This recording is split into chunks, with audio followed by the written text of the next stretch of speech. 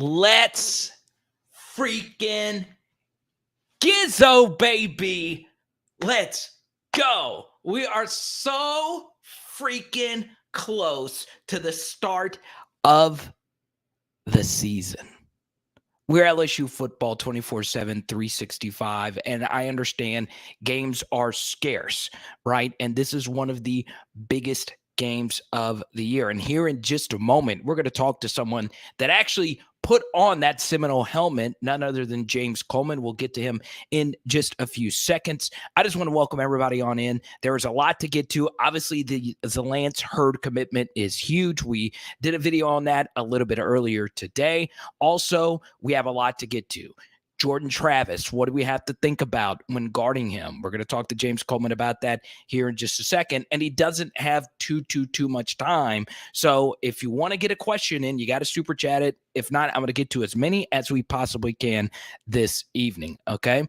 Now, really quickly, it's very important. We're doing a free Power Hour LSU meetup this Sunday before the game, 3 p.m. at Stumpy's, 1200 Poydras Street, Suite C. It is free for you to come hang out. I get to meet a lot of you for the first time. That is obviously very exciting for me, and hopefully it's as exciting for you. Okay, so don't forget about that as we welcome in a lot of lovely people. Tony, Michael B, Skipper. What's up, Hit Stick? Yes, Brian Kelly cannot recruit. Got the new Tyrann Mathieu jersey in the background. Edward O, good to see you.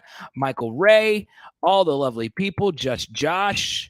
Let's get to our wonderful guest, okay? You see in the name of the video, it's SOUSA STOUTE. That is what he goes by on Twitter, but his name is James Coleman. He actually played fullback. Remember those things?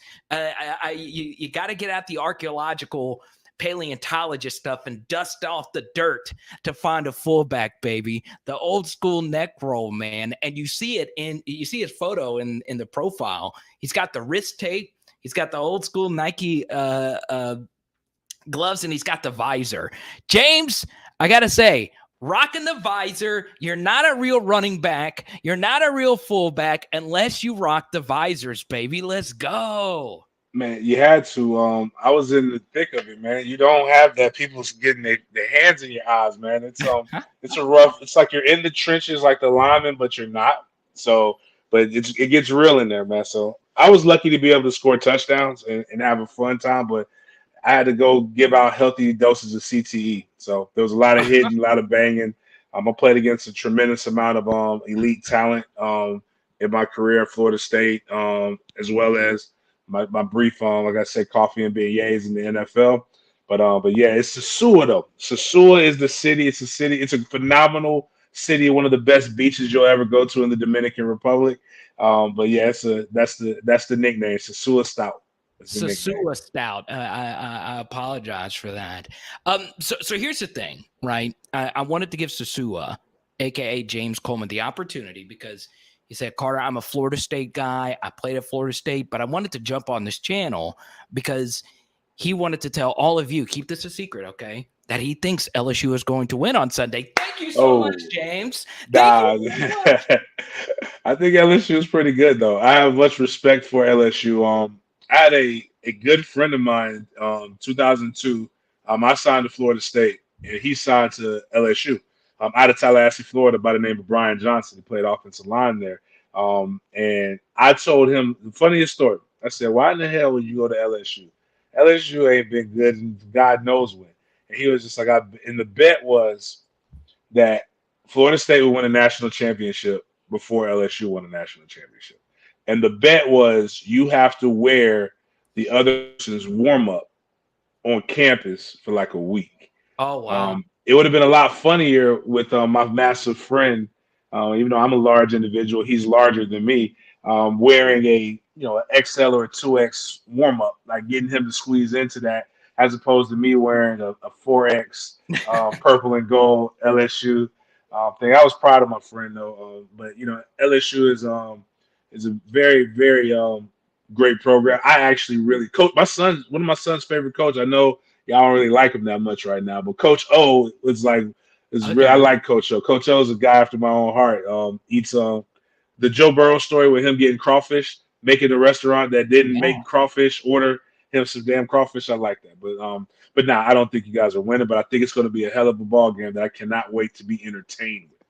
Yeah. So let's go behind enemy lines here and talk some Florida State. You and I were on Mark Rogers' channel not too long ago. We've done a bunch of film studies this week on Florida State's offense and defense. Starting off on the offense here, what really stood out to you, not only in the Duquesne game, obviously you can't take too much away from that, but just the offseason just leading in to this Florida State offense? Really, the biggest thing for anybody, and this isn't giving trade secrets. I mean, Coach Norvell could get mad at me if he wants to, but anybody with an eye can see that this offense lives or die based on the decisions of Jordan Travis. What Jordan Travis does a tremendous job of is running the RPO to perfection, and not necessarily the pass part of the RPO, but the zone read part of it. So he does a good job of pulling at the last minute or reading that in. There's been some times when he's really forced the defensive end to commit and hold it, and they break discipline, and the next thing you know, he's pulled and he's gone up the sideline. And unlike a lot of quarterbacks, he's so explosive to where if you don't have a spy or you don't remain disciplined, he can go 40 yards on you into the house with the quickness. So you've really got to do that. But this running backs, there are three of them that I believe will play a lot. I don't think you have to worry about the freshman Rodney Hill, but I think all three give you something really, really different. Trayshawn Ward's very great vision. Not necessarily a game breaker, but being able to see the holes. That's a talent in of itself with running backs to be able to see what's not there. Trey Benson, that's a big boy. He's about 6 foot, 6'1", 215, 220. And is a big back. That's a guy he's a puncher. He's literally just going to hit you. But if you fold, he does have that breakaway ability. And his best strength is being able to get the top speed upon impact. And that's tough on a defender but you should be used to that in the SEC. More of an SEC style running back. Now, Lawrence Toafili is more of a slot wide receiver. If I had to compare him, he's a poor man's Alvin Kamara. He can run, but where you want to see him is in space. If any LSU fan wants to kind of see how dangerous he is, especially with not stopping his feet, go watch the Clemson game. He's the receiver. He's the running back who caught the ball out of the backfield, I believe. The defender thought he tackled him, but he kept his feet moving and never touched the ground and then scampered up the sideline for a touchdown. That's kind of what you have for that. I would love to give you a big-time breakdown of our wide receivers, but all of those guys just got here. Right. So I really don't know. What Johnny Wilson's going to give you. I know he's 6'7". I don't really know what Deuce Span's going to give you. I just know he's big and fast. There's a lot of explosiveness on this offense that wasn't there before, but a lot of the concepts are relatively the same. So that's why I think this is going to be a good game. I think Brian Kelly's a really, really good coach, but Brian Kelly went to overtime with a team that he specifically designed and organized at Notre Dame. He's here at LSU. He's still getting to know these guys. He hasn't brought in his people, but I will say, just from what I've seen with Brian Kelly and the way that LSU historically recruits, it should be pretty nasty. And then the offensive line that everybody loves to pick on, they've got depth and they're restructured. So the center position might be the weakest, but I think that's where your D tackle that's really, really talented could shine and come into play. But based upon film and based upon what they did against Duquesne, it's I can only go by what I saw in spring practice and fall practice.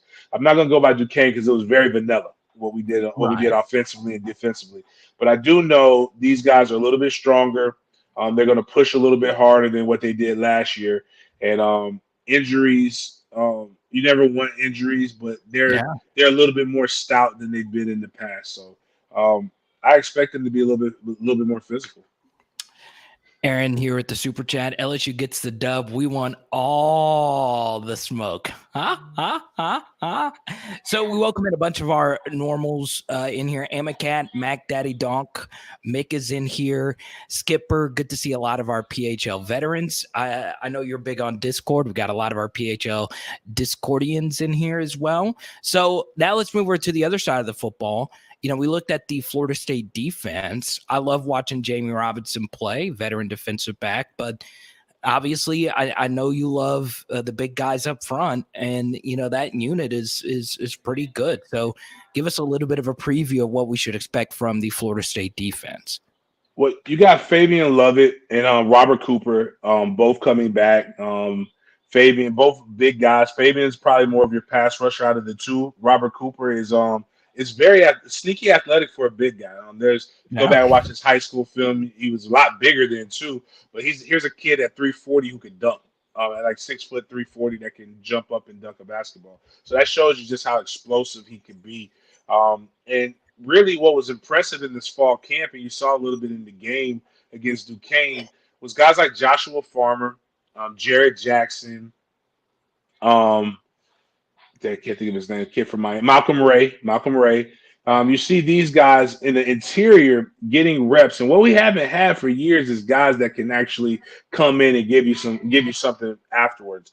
There's some youth that could develop. I obviously don't want to really see these guys getting sustained time in a close game. But one of the funny things in one of the scrimmages is they still had success in the interior when Robert Cooper and Fabian Lovett weren't practicing. Like, they did like the first 2 drives in the scrimmage, and then they went and did some gassers just to stay in shape. But to see those young guys get reps, but where I think this year Florida State team is different is with your Jared Verse and your Darry Mcclendon and Dennis Briggs. So Jared Verse, I'll bring him up first. He's a transfer. Don't ask me where he came from, but he's a transfer. Albany. Yeah. For those that don't know, he wears number 5, and he is an amazing defensive end. Right. And now where he got basically not famous, but he got on everybody's radar was, I believe, Albany played Syracuse, and you saw him run a guy down. Really? So he is really fast and extremely athletic. And what I told Florida State fans, and I said, all I can tell people is what I see with my eyes. And when I judge defensive players, I judge them based on would I have a hard time blocking this person. Oh, okay. And when I saw Jermaine Johnson, FSU's first-round draft pick, the transfer from Georgia, I saw him and immediately said, that guy's different. But I also said, it's like, I don't know if he's good or if he just looks good because he's facing a team that went 3-6 every day before. And it turns out he was pretty good. But multiple things can be true at the same time. But when I came and I saw Verse, I said, wow, I felt the same way about him as I felt with Jermaine Johnson. Okay. And, but different.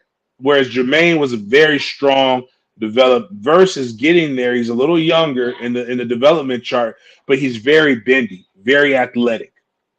Have no idea what he looked like in high school or how he slipped through the cracks, but here's a guy that probably could play in the SEC and be successful.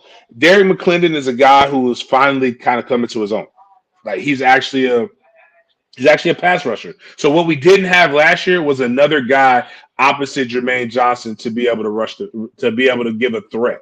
You have Kiera Thomas, who's now made they're not St. Louis Rams. That makes me old. The Los Angeles Rams roster, but Kiera wasn't really a pass rusher. He set the edge on the run. So now you got guys like Darry Mcclendon and Dennis Briggs who can do some really, really good things. And then when you have a left tackle this is going to be his first action in college, seeing a guy like that, that's going to be tough. And there's ways you can help them. You can bring your tight end in to help with pass pro. You can bring a running back in to chip. But if you do those things, you're also taking away from your other weapons and having a quarterback that's young, whether it's Nussmeier or whether it's Jaden Daniels, who is athletic, extremely athletic, but kind of sporadic with the ball. And then you got another left guard from FIU, which I pray to God he's got to be better than what I just saw. The little clips I saw of FIU. I don't know if you're watching it, but that team doesn't look very good. But I just think it's tough. But the Right. SEC has a brand of ball that is physical and that everybody knows. So that's why I like the matchups with the line. I want to see where Florida State's trenches are. And we saw Jermaine Johnson have some success against Florida, and that's really the only way I can kind of compare it. But I also know Florida was going through some things at that point, losing the head coach and a quarterback being hurt. So, but yeah, but the trenches are going to be good now. The linebacker play, is still I like what Tatum Bethune does, transfer from UCF, and Kalen DeLoach, little bro from Savannah, Georgia. He they both play with they make decisions. Not always the best decisions, but they make decisions. And one of the things that we used to have when I played back in the day was if you're gonna make a mistake fast. And those guys make a mistake very fast. So we and and then in the secondary, I don't really know what we'll have at corner. We have young, talented corners. They've never Yeah. faced but I like your wide receivers in this matchup as well. So we'll see what comes with that. But our safeties are really, really good. And Akeem Dent and Jamie Robinson, both of them have NFL grades. Both of them are extremely athletic and talented. I think we can potentially match athlete for athlete when it comes to that. But I think that there's a lot of talent on Florida State's roster. But I one would be a fool to not pay attention to where LSU consistently is at on the recruiting side and not respecting. Interesting interesting what do you call it? Meme came out with 247, which put the top 20 programs based on stars rankings from athleticism, and I think LSU was definitely top 10. They might have been like 5 or something. It was crazy, but Florida State was 18, I believe. And a lot of people would not think that Florida State was that high because all you've heard about is how untalented they are and how and then you have Miami, Florida, a few schools that we consistently play that are up there as well. So it's going to be I love the Superdome. I've played there, played in it in games like this. And I know Florida State, we sold out of our allotment. I'm sure LSU has sold out of their allotment. It's going to be a crazy environment, and it's going to be who can be the most composed. And I think I saw somebody put like a couple comments that you put before about playing in a dome. Yeah. I don't really know if you guys realize this, but we Dope gets really loud. Notre Dame found that out last year when it's full. Yeah. And we've played in the the Sugar Bowls of the year, so I've been in there when it's crazy loud. But I think when you have a lot of new pieces, which both sides have new pieces, that's really where the loudness kind of doesn't help you. Like when you got a true freshman, I don't care. And this is why I always tell people, having played as a true freshman, my first game in college was in 2002. That broke my record. 2002 against the University of Miami. For people who are too young to realize how good those teams were, I played against 13 first-round draft picks on defense. Not drafted, not on offense, just defense. And that was what was in that game. And it ain't high school. I can tell you that much. The best way I can describe it is if you remember with Jamie Foxx on Any Given Sunday, first went out there to play, all I saw was orange blurs. The game is just so much faster than any. Now, it slows down for you, but I can only imagine what it's going to be like when you have that. You're going up against a guy that doesn't look like what you went up against for most of your high school career in a dome where you can't hear anything. And you're going to hear LSU's band probably play neck. You're going to hear the war chant. You're going to hear all of these different. I can't wait to be involved in all of that. Yeah. I love football bigger than I am. So that's why I try to be. I'm not a biased guy. I would tell you the truth if I think we were going to get mud stomped. And I'm going to be entertained. I am hoping. I believe that this is going to be an entertaining football game for at least 3 quarters, and somebody may pull away with it in toward the end. But I think it's going to be. I think LSU is really, really talented. I just think Florida State might be a little bit more talented than people are giving them credit for. Yeah, it is interesting. You brought up the talent composite thing, right? And something people don't get is the amount of talent on your team doesn't necessarily relate to what you're ranked. Because like Right. Florida State, the one thing that shocked me was they didn't get a single AP vote, right? For people that don't know, like there is the AP top 25, but if you look underneath, there's also other receiving votes. Florida State, okay, these are writers, right, that are connected to these brands, didn't get a single vote. That kind of shocked me that nobody believed in Jordan Travis. Now, before we comment on that, James Coleman, our guest, former Florida State fullback, Cliff wants to know, bigger advantage, LSU's defensive line versus Florida State's offensive line, or vice versa, Florida State D-line versus LSU O-line. Now, I know you didn't play on the line, but this is one of your favorite positions to evaluate. How do you feel about both of these matchups here? Man, that's a tough one. You know, and this is what I think both D lines are better than their opposing offensive lines. I'll put that out there. Yeah, I agree. I can only go by the experience factor in big games. The person that I've heard the most, and I'm glad you told me about number 99 though as well. Now I do have a guy that might give me a little bit more nightmares.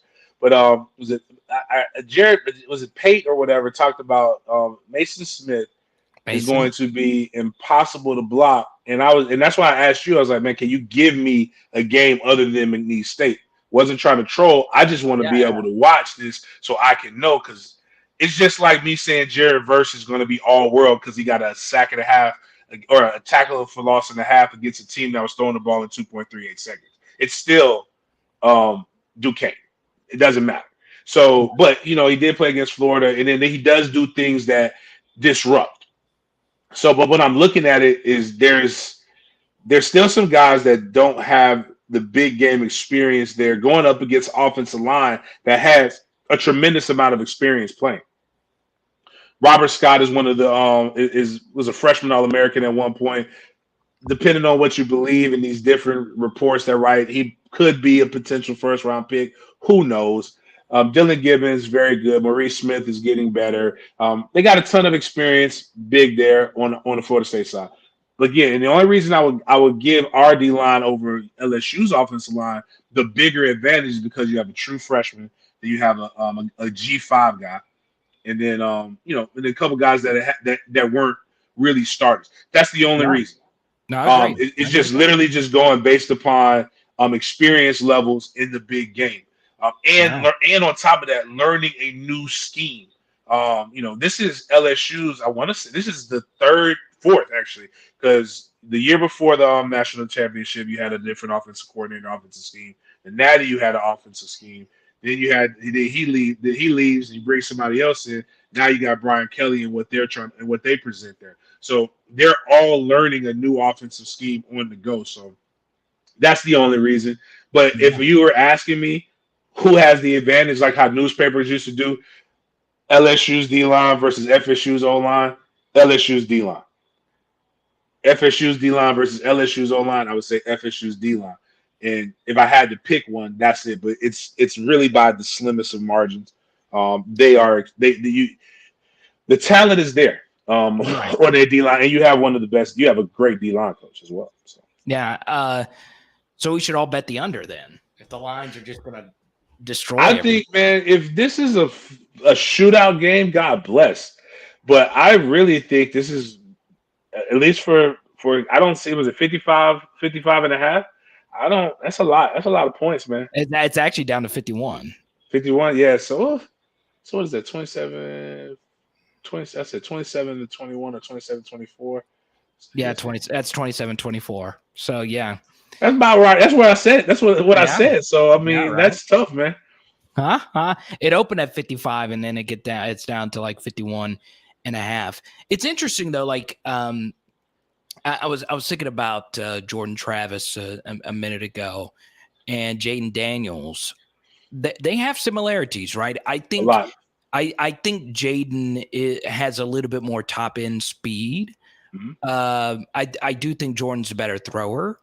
But I think they're very similar quarterbacks, guys with a lot of experience, guys that have had some really hot games where you're like, I could see an NFL team falling in love with this guy and taking a third round flyer if he came out. But then you have some other games where you're like, wait, what is this guy doing? Why is he throwing the football here? So, I guess this game might just come down to which quarterback gets hot.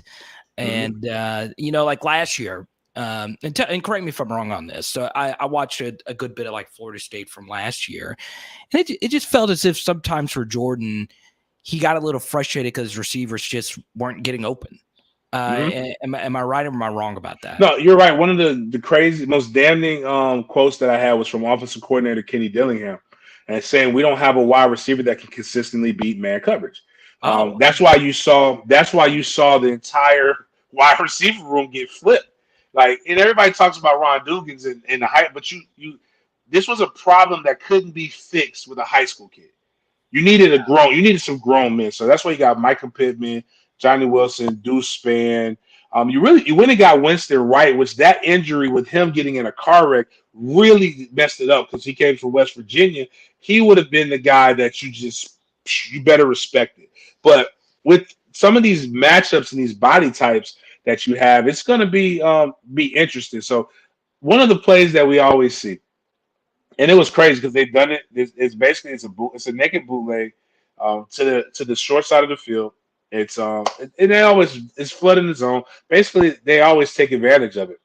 But the quarterback literally, instead of running out of bounds or throwing it away, he just throws it up. And every quarterback threw an interception on that play. And when oh, I say if everybody throws an interception, then that shit's being coached. But then I thought about it. Actually, if you want to see a play where they did that, look at which is still great. You're not supposed to be able to run from the backside hash to be able to get an interception. So Notre Dame's safety last year was able to read that and do that. But they didn't have a 6'7" wide receiver last year that could go jump ball things. And he's pretty good with going up and getting the ball. So they just didn't have some of these situations. And again, you've got different types of running backs. And I think where Jordan Travis' real frustration came in, and when people look at his stats, you could get kind of lulled to sleep. He only played so much, and you get better with the more games you get under your belt. So he played thinking that, oh my God, if I don't do this, they're going to pull me for Mackenzie Milton. And that was right. really where the story came in, is that Mackenzie Milton, people were mesmerized by the few plays, and I think the story of Mackenzie Milton made us feel better than what his actual play was. And what I mean by that is when you go back and you look at his stats against Notre Dame, he had one big throw. He didn't score any touchdowns. He was wildly inconsistent. And then he went in there, and then you start him in a couple games, and it doesn't really, really do well. But when Right. Jordan Travis is able to get momentum, he's really, really good. And I think the comparison to Jaden Daniels is extremely accurate. You know, I had an LSU fan, tell me, just talking trash, and I get it. Yeah, I no, it's tro- fine. I only troll on Fridays. I don't troll during the week. I don't get paid to troll. Fridays are my day off, though. I love it. Yeah, you If got you're to gonna troll. engage, I have no problem at Big Game James _36. Troll me, come to my tailgate, troll me there. I love talking trash with the best of them. But for the most of the week, I'm a factually, logically based person. I'm like, Yeah, how could you you can say hear that it. when we literally have the same quarterback, except for our guy doesn't turn the ball over as much as your guy? So with Daniels having that 10-10 touchdown interception ratio, but I also know Arizona State's offensive line was much less, wasn't as good as they were in his first year being able to play. So I expect Yeah. him to be pretty. I expect him to be better if he's the guy that they tried out. But I also love the showmanship of of Brian Kelly by not announcing the quarterback, doing the Mike Norvell what Mike Norvell did to him last year by putting Mackenzie Milton or Jordan Travis as the starters. Because you got Oh, to I read didn't the know depth that. chart. I didn't know that. Yeah, last year he did that. Mike Norvell is notorious. If you go look at our depth chart on offense lists about 16 starters. You can only have 11. Now, it's a lot of ors. It's no real like this guy's the starter or this guy. Like we have on it, there's a quarterback, there's two running backs, three wide receivers, a tight end, and then you got your 5 linemen, and then there's 2 guys in both. So man, it's Yeah. fun, man. Well, a few more for you. You got a score prediction for us, or are you saving that for your thing? Nah, man, I really believe they'll be 27-24. Florida State, I think somebody in the end pulls out. Actually, I could take that and flip it to make it LSU. I really think what's going to happen is sometime there's going to be a big play in the fourth quarter that's going to really change the dynamic of the game. Right. One thing I will say about Florida State from a perspective of a guy like what they did last 2 years. Now, when they were with Tag and in Jimbo's last few years, you get up on them, man. Those guys folded. They lost a lot of games they shouldn't have lost last year, but even the Notre Dame game, there was an opportunity for them to fold, but they didn't, and then they ended up coming back, and they probably should have won that game. Right. And there's a few games that they were like that, and they had chances to fold, but the defense held on, and the offense made plays. So I think that's be good. A few more for you really quickly here. John Sibley Butler, he's a college football historian. He just loves the sport, and I'm sure he's very familiar with the Florida State brand. He wants to know, how do you think Florida State will compete? I guess this game does have a lot to do with the confidence, but just overall, how do you feel about Florida State in the ACC? And I want to relay that into a question here about Mike Norvell's pressure going into this game. He's now co-calling the play calls, if you will, with Alex Atkins now. How much pressure is on his shoulders to actually perform well and keep this job? I think we'll be more competitive. We're not like right now. This is no matter what I say, I'd be lying if I didn't say Clemson still has the most talent in the ACC, and this is probably one of the better NC State teams they've had since 2006. So those are the guys that you got to see right there. And then what I'll say about Mike Norvell and having to compete, he's got to. This is year 3. If you look at why we fired Willie Taggart, you fired Willie Taggart for losing 9 games. For winning 9 games in 21 opportunities. Well, Mike Norvell's won 8 in 21 opportunities, so he's worse statistically. And what matters, wins and losses. But he's been given the benefit of the doubt, and I always believe, no matter what, you give a coach 3 years. You do not fire a coach in 2 years and expect to be able to do something. So they probably should have gave Willie 3, but we got Mike now, and that's not the issue. He's flipped the roster. This is his team. And now if the guys aren't buying into what you're saying still, then that means that there's a disconnect. And no matter how much I like you, I can't say, the standard. If you saw on my Twitter, standard over everything. The standard is the standard at Florida State. I lived most of my life. I don't know what it's like to have a losing season for most of my life. We were my son was born into a national championship year. We went to a bowl game for 36 straight years. We had 40 straight winning seasons. I am 38. So I don't know. This is all new to Florida State fans. So when people say we're a spoiled fan base, you have to forgive us. We don't know what it's like to not go to bowl games. So that's funny. Joe Burrow's not walking through that door either. So I mean, it's a thing but I love the confidence. You gotta have it. It's just you have to understand that. Like nobody's walking. Like Charlie Warner, Jameis Winston's in New Orleans. He's walking through, but he can't put his helmet on. I think but I think they'll compete. I just think Mike, they gotta buy into it. But like I tell the kids is Mike's gonna get paid $5 million a year no matter what. Right. I played for Jeff Bowden, who was one of the worst offensive coordinators in Florida State history. And I won 3. You say that about your own coach? Yeah, I mean, I love him. He's a great guy.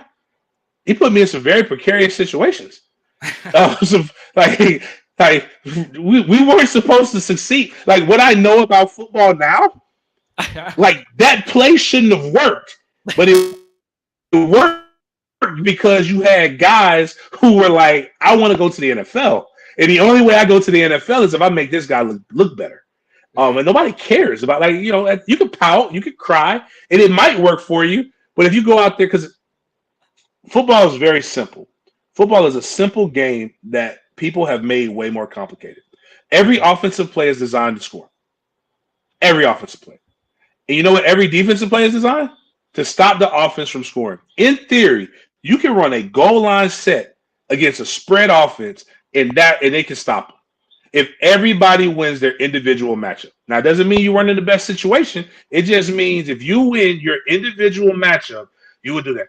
We ran the ball 35 against Maryland, against Sean Merriman's Maryland team in 2004.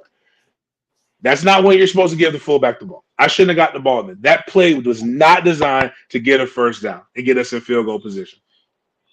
I actually got the ball. Sean Merriman hit me. The buckles on the top of my chin strap evaporated. Don't know where they went. What? And I just willed myself into getting 8 yards. Have no idea how it worked. I just turned my legs. My coach said this thing called AFOC, accelerate feet on contact. I just kept AFOCing, and then eventually I stopped. I actually thought I was dead. He hit me that hard. My visor was fogged up. I was choking myself. I couldn't see. I told the trainer I couldn't see. I don't know what's going on. Then my trainer comes out there and says, "You dumbass, your visor's fogged up. There's nothing wrong with you. Get up. You're fine." But my point is that I just wanted to make that play. I needed to make that play. And that's what we haven't had at Florida State in quite some time. And if you're being honest with yourself, a 6-7 LSU team that lost to Kansas State, you lost that way. So right now you got two schools with tried and true traditions and pride that are really coming to each other, meeting each other in New Orleans to really try and find a way to get back that pride that they once had, so that their fan base can go out and have something to brag about. And I'm all for it, man. I can't wait. Yeah. I wish I could play in this game. But like I said, bring the. Well, I mean, like not now because I'm washed now. It wouldn't work. But like if you got me like 20 years ago, I would have loved it, man. Yeah.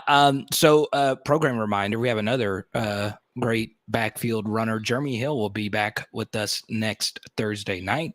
PHL regular, big time fan of the channel, and you got cut by the Saints. Yeah, man. Yeah. It was a great situation, man. I mean, I got picked up after the 06 draft. Came out there. Like I told people, I got some coffee and beignets. My position coach was actually my tight ends. It was George Henshaw. It was the tight end. My tight end, Matt Henshaw at Florida State. It was his dad. He was an offensive coordinator at Florida State back in the day. So George was there. Was my running backs coach. Gave me a shot. I got to spend some time there, and it just didn't work. NFL is one of those things where it doesn't matter what you do. It's called not for long for a reason. And I was playing a position that everybody says it's dying and it fades out, but all the good teams still have a fullback. So it's like it's going to find a way to get back into the fold as people get softer. And we were a proper country when everybody used fullbacks. Like that's when men were men. People used their hands. The men changed their own oil. But we didn't get back to those days, man. It's America. Make America great again by making fullbacks part of the defense. I mean, part of the offense. Fullbacks. Yeah. So is this still happening right here? Yeah. We're doing that on Saturday. Anybody wants to come out, hang out with us, man? Just right outside of New Orleans. Chill out. We're gonna have all of the games going on. Have some music. If it's not pouring down raining, we'll have some. We won't have. We don't have this thing called cornhole, but we have a football game that's basically like cornhole, where you can try your hand at throwing the ball a little bit. We got that's the thing. But the big thing is somewhere off of was it Poitras is where we're gonna have my tailgate, man. And it's all you can eat, all you can drink. $40. We have top shelf liquor. I don't drink anything cheap. We have some beer, but I'm not a big beer drinker. But we'll have a ton of liquor. We'll have beer. We'll have beverages. We'll have a DJ. We're gonna have a good time, man. We'll have some. I don't know if you're a Florida State fan or if not, but if you want to meet some of the former players that did it, man, come on through, man. Again, it's like we have a great time, dog. It's just Jameis better show up. Me. I'm gonna talk with my guy on Saturday. I've talked to his father. There is a chance that he may come. One of the things I tell people hanging out with me is you never know who you're going to meet, whether it's a former Florida State celebrity or just celebrities in general. It's just It's a wild experience, man. I've had a great life. And random, it is a great life of randomness, and I love it. Yeah, so I collect football cards, and I'm all in on Jameis. I really think this is going to be it. I think Jameis is a guy that's socially awkward. I think when you try to make, so I need people to understand, take context. So Okay. hear me in what I'm saying. If you've ever seen somebody with Asperger's, which is a form of autism, they are incredibly gifted at one thing. Like beautiful. If you go back, watch the movies, A Beautiful Mind, watch Rain Man, watch these guys. They are really, really good at this. But when you put them in situations where they have to interact with people, they're weird. So all the things that Jameis has gotten in trouble with, what has been forced to do? He's been forced to try to be a leader, to try to interact. And we have this thing that the quarterback has to be the leader. If you would just let Jameis be Jameis, you would see this. And I go back to when he was a senior and they did the QB11 thing and it was televised. He got cussed out his first day because he didn't know the playbook. What did they show him? They show him taking this thick playbook and just reading it in a night. And then what does he do? The next day, he is slicing the defense up to where he wins the Elite 11 quarterback MVP.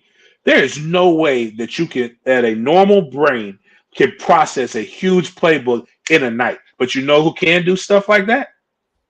People with Asperger's. They are so zoom focused. It's like they see things that we don't see. So, like when you think of A Beautiful Mind, he was doing the math equations and everything was moving. I really think Jameis sees real players when you draw up X's and O's. And when you Oh, listen to him talk about football, that's a guy with an extreme intellect when it comes to football. yeah. And he just loves ball. And and the other thing is he's a big kid at heart. He'll sign whatever you get to him. His problem is he's too nice and he needs some people around him to be the asshole because he's not that. And I think he's getting that. I think his wife has really helped center him. The kids have helped him focus. 5,000 yards, no matter how many interceptions you say throw, if you go back and you watch them, a lot of those interceptions were off of tip balls and just great plays by DBs. 32 touchdowns is hard to get. 30 interceptions is hard to get too, but 30 plus touchdowns is hard to get. 5,000 yards is hard to get. It's a reason only a few people have accomplished this. And then when you look at his stats compared to your Peyton Manning's, who else was it? Your Drew Breeses. His interceptions are right there with the greats. It's just in a different time period. And I think, this year, these couple years off probably have helped him settle down. And I think if he stays healthy, you guys will love him in New Orleans. I think he'll be great. Jameis. Here's what I like about Jameis, right? Most quarterbacks just aren't interesting like him. It's just he's different, like you said. So yeah, I'm really freaking excited to see him ball out of control. Well, James Coleman, let me make sure I'm pronouncing this correctly. So SOUSA STOUTE. That's good. That was it. That was basically it. I love it, man. Well, we appreciate it. We'll get you on a little on down the road, maybe later this off season when we're just chilling, waiting for football season to start back up. It was good to connect. Maybe I get to see you at some point this week, and obviously we're all going to be busy doing our own things. But I appreciate you hanging out, sharing your football knowledge, sharing your football stories, playing for Florida State, sharing your prediction as well. We'll talk to you soon. Once again, y'all make sure you give him a follow on Twitter. Let me put it back up. And one thing really quickly as a player, because you and I were talking about this previously, and if you don't mind me sharing this, I'll share it. You got a name, image, and likeness related call.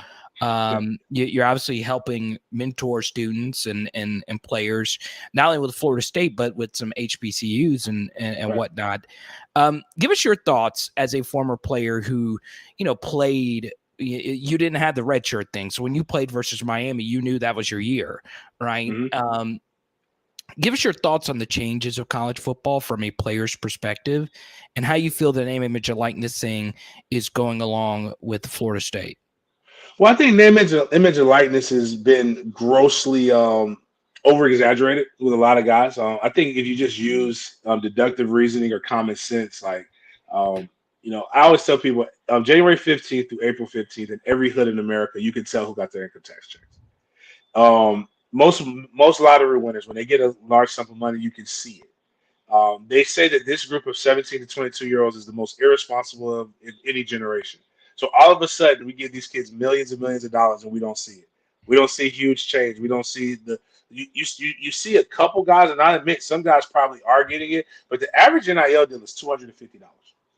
Now Wait, there are hold on, $250. $250, and I'm not telling you something that I've heard. I'm telling you the research that's out there, but that's a lot of money to a college kid.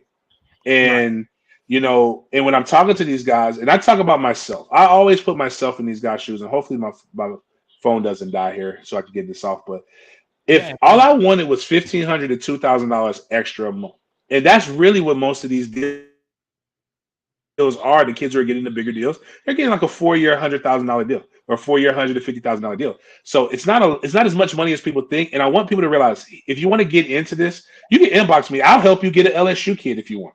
Oh, okay. It's a clear ask, and a clear give. You cannot it's not pay for play.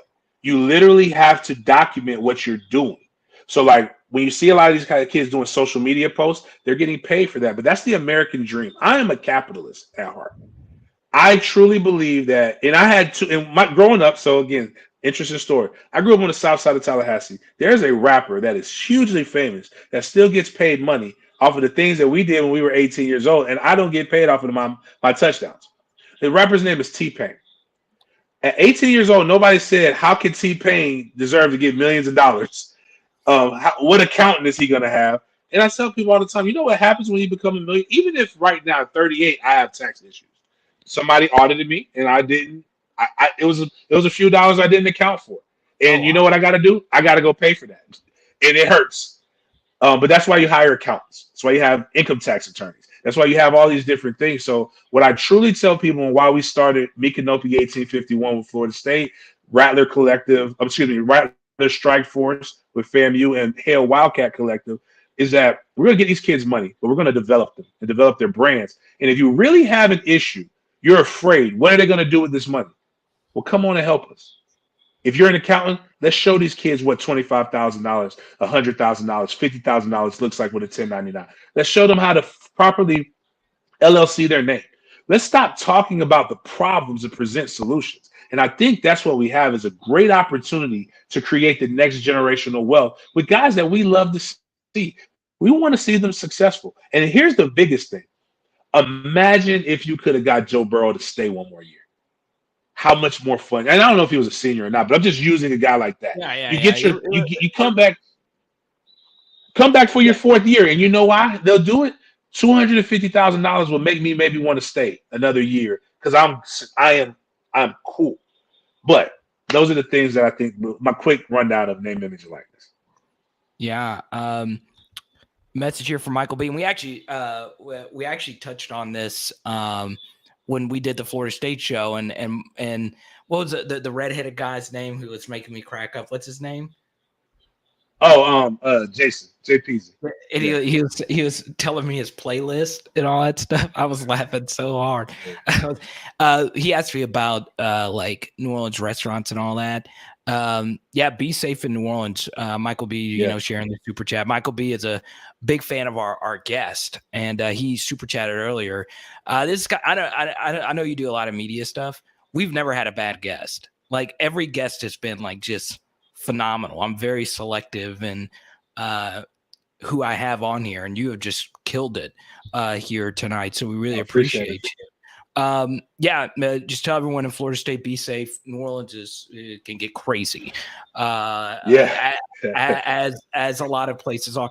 And because you're familiar with it, but what I said on Mark Rogers' show, and I'll reiterate it here. Be careful how much you drink, right? You're a bigger guy, so you can handle your liquor a little bit better than most. But 2 hand grenades, people will wake up and be like, what happened? Where's the football? So I'll leave you this because I think my phone, my iPad's going to die. But I'm staying at the well, whatever. If you're going to get me, you'll get me. I'm staying at the Marriott on Canal Street because that's where I stayed at for the Sugar Bowl. In 2002 Sugar Bowl when we played against Georgia. I went on Bourbon Street and they were just passing out hand grenades. I'm drinking them, and they gave me this Hurricane. I drink the Hurricane. I'm like, oh, this ain't shit. Give me another one, and I drink it. And I'm like, all right, man, curfew's at 1. Let me start walking. So it's like 12:45. I'm walking. I walk through the Marriott lobby, and then boom, I can't move. I like run into an invisible wall. Like all the liquor hit me at once. And then my position coach Billy Sexton comes in and he says, Coleman, you better hurry up and get to your room. Why are you doing standing around looking silly? I don't even want to know. You better be in your room with curfew happens. And I'm like, Coach, I can't move, Coach. The liquor's got me, Coach. And it was such a great. No, we lost because they put us in an impossible situation. We were too close to Bourbon Street, and we drank and we partied. There was a strip club. There was a cigar station. I think I had to tell what some of my teammates what a transvestite was. There was a club that was where Bourbon Street gets a little darker, and the guy told us the darker the lights get on Bourbon Street, the weirder it gets. So like they went to the weirder part, and then I could read, so I read. So I read. It was just a great time. Man. It's such a great city, man. Like I said, man, I'm hoping to go see a good game, and I hope everybody's safe, man. Please don't fight over a football game that you have no impact on. Don't let the liquor get you into something that you're going to have to bail yourself out of. Trust me, the money's not worth it, man. But I can't wait. I do have one more, and this will be the last. So I know your iPad's about to die, and you're getting a lot of texts and phone calls. I heard some of them before, but Deion Sanders, head coach, could it happen? I don't know. It won't. It is not because Deion. You have to be qualified, and right now he's doing a great job. What he's doing at Jackson State. If he takes that, parlays into a G5 job or what I call a Power 5 JV, like your Mississippi State's Ole Miss or something like that, and he goes there and he's able to have that same success, then he could be that Florida State guy. Well, like right now, I would love nothing more than to see another minority coach and get an opportunity. But minority coaches, it's not that they don't get opportunities; they just don't get opportunities to fail. And I don't want that for Deion. And one of the worst places is to go back home and fail. Like that's why I joke with people say about my FSU NIL company and my FAMU one. I can't mess up both of them because I'm from Tallahassee. Where I'm gonna go? You got to go back home. So, but I thought what Deion's doing for HBCUs and what he's doing for Jackson State in that community is great. Who better? Like they don't have. Oh, I knew it. I knew right when he was getting into it.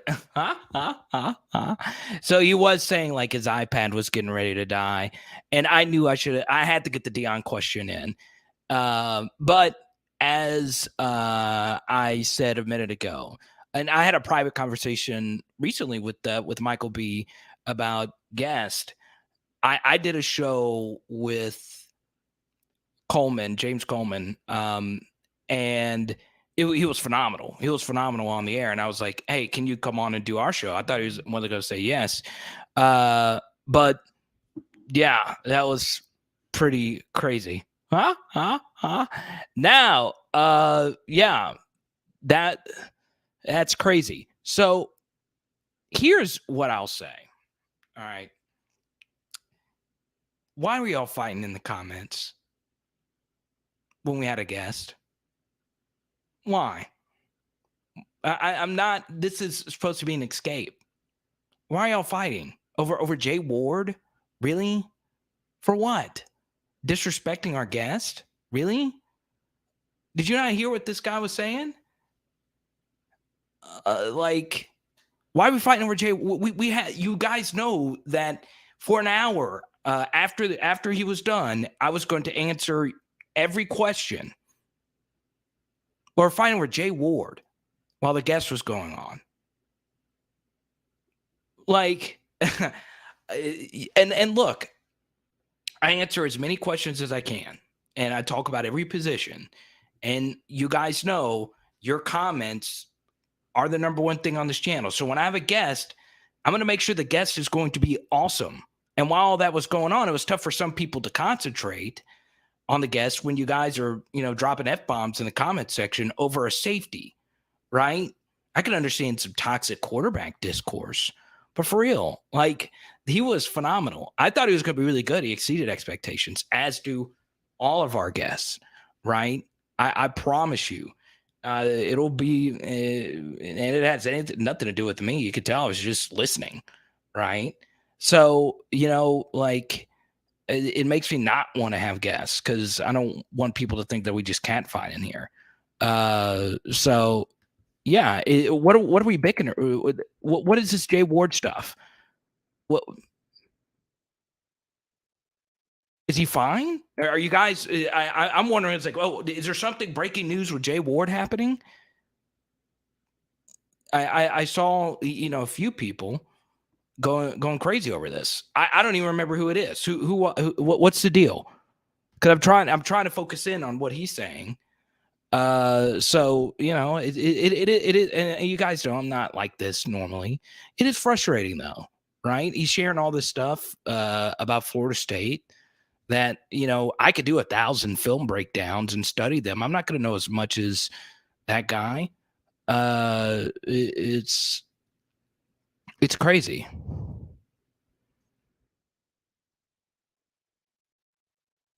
This is crazy, and you can have your own opinion about anything. That's what I'm saying. Like, I'm not saying you got to say Jay Ward is good or Jay Ward's bad. As you guys know, like our guest, I always make sure we don't have just pom-pom waivers on there. He was very objective. He said, look, our offensive line's going to struggle with Mason Smith and Jaquelin Roy. I told him on the stream, I was like, hey, it's not just Mason Smith, it's Jaquelin Roy. So now he's studying Jaquelin Roy, and he's like, okay, Jaquelin Roy is really good. So as you can see, he was prepared, and he brought a lot of stuff. It's okay if you say Jay Ward's not that good, right? He struggled tackling some last year, right? But in the spring game, he was the best player on the field defensively for us. He did not miss a tackle. And you could say, well, it was just a spring game. Yeah, but it was tackling, right? It's either you tackle him to the ground or you don't. It's not play calling or anything like that. Jay Ward's going to be fine. If you think he's bad, that's okay. Just say he's bad. And if you want to do a back and forth, that's fine. But, breathe in, breathe out, go Tigers. We move along. Okay. So I don't know if he's going to jump back in here. So yeah. So it was you that started it, Rico. Okay.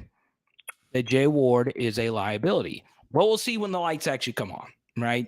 UCLA game, he got truck sticked really bad. And I think that ruined him for the rest of the year. And I was going to ask James about that. If a hit can ruin you, right? He was telling the story about Sean Merriman, and I was going to try and squeeze one more in. And Jay wasn't the same player after that. And his tackling was really bad last year, and he did make some big mistakes. But that was his first year playing safety in a bad system. So now he has better. He's in a better system now, and he's probably going to play better this next year. So we'll see. Okay. Exactly. We will have James back on again.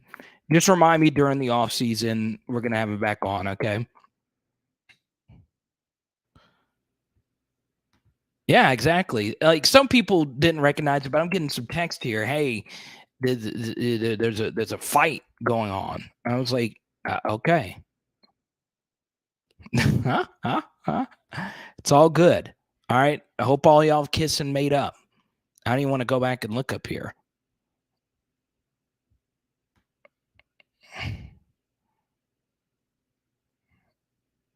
And he said, sorry about the tablet dying. Hey, that's perfectly fine.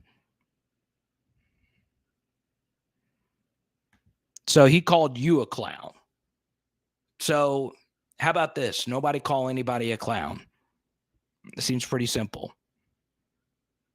So Rico, don't call anybody clowns. Rico, don't troll. Okay. I get a few texts every show. This Rico guy's a troll. And then you tell me that you've been blocked on some other channels. Rico, just keep it together. Be respectful. Don't call people a clown. Don't do it. Okay. Aaron, you remember him at FSU? I was relatively young at that time, so man. And I'm not just saying this to be respectful of FSU, but Peter Warrick was my favorite player growing up. Peter Warrick was my favorite freaking player growing up. Okay.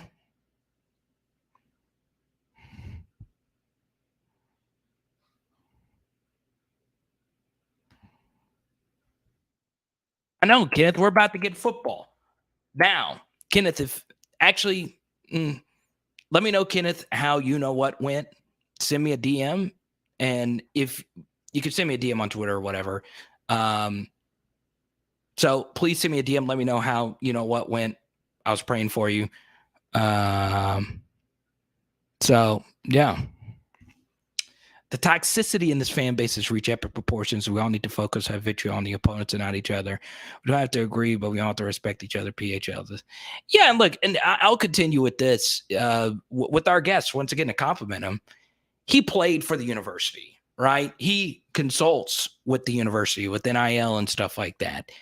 Okay, so he's bled. He even mentioned the dreaded 3-letter word that comes along sometimes with 3-letter acronym that comes along with playing with football. He brought it up himself. So this is a guy who's played fullback, the position that arguably goes through the most physical harm. He even said, don't take this too serious, right? I'm not. I want LSU to win. It is a big deal for me because I do watch this team every single day. This is, my passion and, what I do. It's this community that we've built. So what I will say is not take any of this too serious. Okay. So yeah. Oh, okay. There we go. Round of applause for Kenneth passing the CDL. I don't know too much about CDLs. Give me some clap emojis. From the CDL passer, Kenneth. There you go. Congratulations. Welcoming in a few Florida State fans in here. Good to see you guys as well. We've had a lot of Florida State fans. So, Jordan, send me your super chat question again. So, yeah. It's hard. And Jordan, I'm sorry, with the super chat. I'm sorry I missed it. I actually don't want to scroll back up and see all the old comments because I'll go crazy. Okay. So yeah. I like the way Carl said this in Russell Wilson terms. Let's drive. Ha ha ha ha ha. There we go. New PHL T-shirt club member Walter. Look at that. I love it, man. Talking about Kayshawn. Yeah, okay. So this is what I'm going to say about Kayshawn going into this game. They are going to play a lot of cover 3 and cover 4, which will turn into man match stuff. And Brian Kelly had a really good quote on this in the press conference earlier this week. They are. I've watched a good bit of Adam Fuller. They do not let guys get behind them. So the truth here, Jordan, to your super chat, is Kayshawn might not have a big game, right? I think with as young as their corners are going to be, they're not going to let them get over the top, right? So yeah, please let Kayshawn cook. I hope Florida State gives them some opportunities to get some one-on-one matchups. I don't think Fuller, according to the X's and O's Twitter account, I don't think he likes to jam his corners. So yeah, give Kayshawn some free releases, some man coverage, and let him cook, right?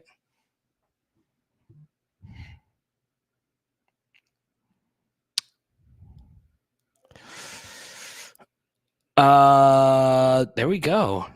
From the Mrs. from the future Mrs. PHL, let's keep it classy. Hey, she'll come in here and shut it down. She could legit come in here and just pull the plug.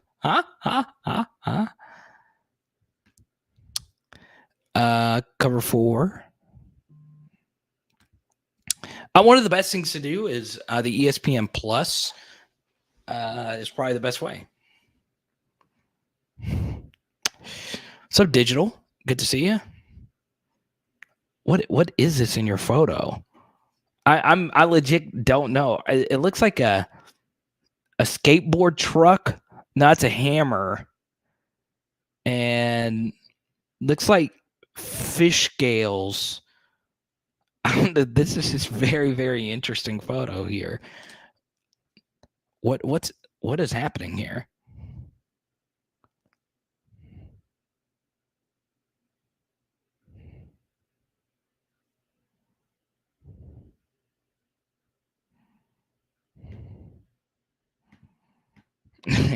Gag grouper deconstructed.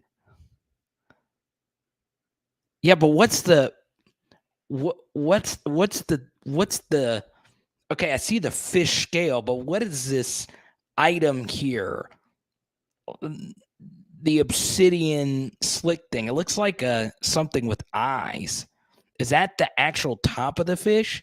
And what made you say that this mutilated fish? I'm just curious. The mutilated fish. What made you say I want this to represent me? I'm curious. I'm not a big fisher, as many of you know. Oh, that's the head. Okay, so that's the head of the fish. So you just got. Did you just bite the head off of it? Eat a W like Jameis? I love it. Rick wants to talk some ZALANCE herd. Let's do it. Let's go. We did get a new patron tonight. So I'll shout outs to all our patrons. Patreon.com/LSU football. Welcome in Brian Daly. I love it.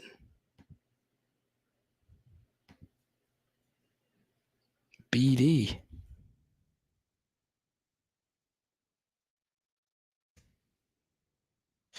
Get this in here real quick.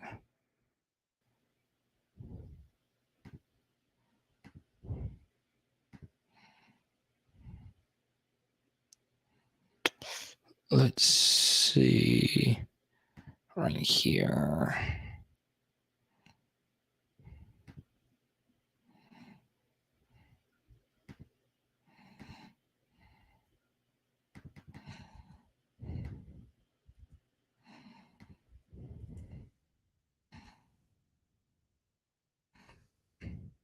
There we go. So quick message right there.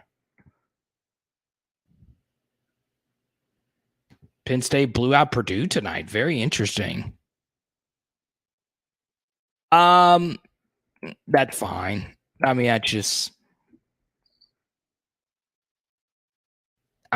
you got to let them do it. I mean, if this game were in, I don't know, Camping World Stadium in Orlando, and well, they don't have an NFL team in Orlando. It's fine. It's fine, right? And one thing that's kind of interesting about this, Kenneth, is that one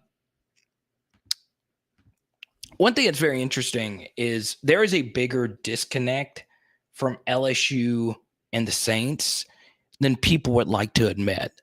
Like, most LSU fans are Saints fans, but the Saints also hold the most Ole Miss fans and arguably the most Alabama fans. There are a lot of Ole Miss fans that are diehard Saints fans. Some of that is Deuce McAllister. Some of that is just proximity. And then, there's a lot of Alabama fans that are Saints fans as well. So, yeah. How huge is Hurd's commitment today? It's massive. I think part of it, Rick, was the truth is that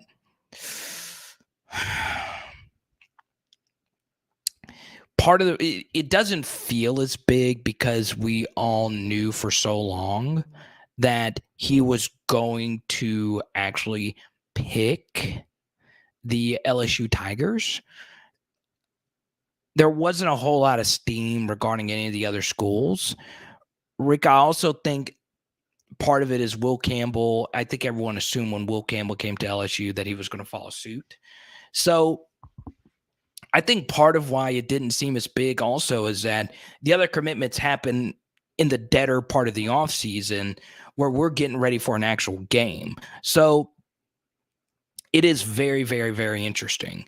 I think for me, the biggest takeaway from the ZALANCE herd commitment is that LSU is in a really good spot on the offensive line as far as youth is concerned for the first time in a long time.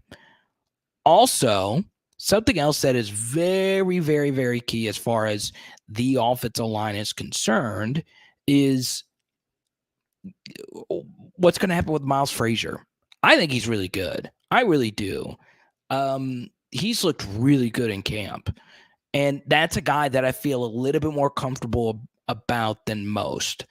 I am very uncomfortable about our offensive tackle position going into this weekend's game, which is more of the reason why you have to start Jaden in the spot, because his own read game will help slow down those defensive ends.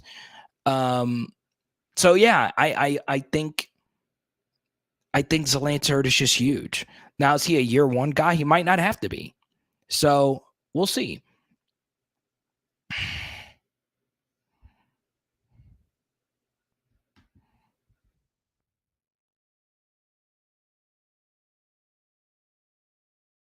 Oh, whoa, whoa, whoa, whoa, whoa, whoa, whoa, whoa, whoa, whoa, whoa, whoa, whoa, whoa. How can my fiance beat me? I'm mad at her now. No, nobody beats me to a master blaster. So Tony, here's the thing. Jeremy Hill is coming back on next Thursday. Jay Hilly. If you're not here, he's not going to do the stream. He already told me that. So you have to be here from start to finish. Like, Jay Hill is a fan of you. He's not even a fan of me. Jay Hill called me and said, "Look, Carter, I don't even like you. In fact, I think you're ugly. You look like you run a 6'5", 40-yard dash." He told me all these things. He said, "The only reason I like doing your channel is that the Master Blaster is a big fan of your channel, and I'm jealous. You know the Master Blaster is a big Jay Hilly fan. And you know Jay Hilly is a big Master Blaster fan. So, Tony, if you're not here, I'm losing a guest." Oh, dang, Brandon! What a welcome yourself to the group.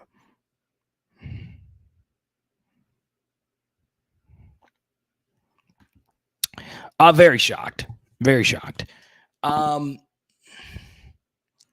it wouldn't be one of those things like it would be the most preposterous thing I've ever seen. And also, you know, if Brian Kelly feels that he needs the better thrower of the football,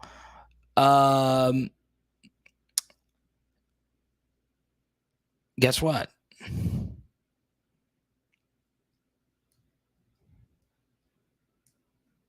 He'll start Garrett Nussmeier. But the truth is, a lot of what LSU wants to do versus Florida State is better suited for Jaden, right? And we didn't get into this with our guest tonight, but the truth is, when you play a 4-down line, it can open you up to some speed attack on the edges, okay? So we'll see. I love Arkansas versus Cincy. I do.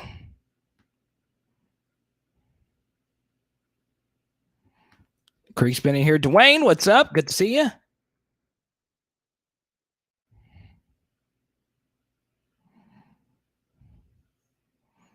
The backyard brawl? West Virginia Pitt?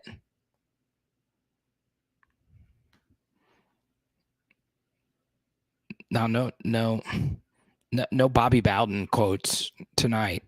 Sorry. Huh?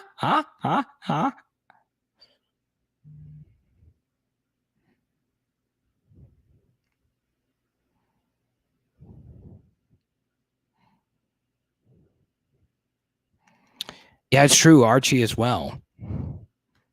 It's true.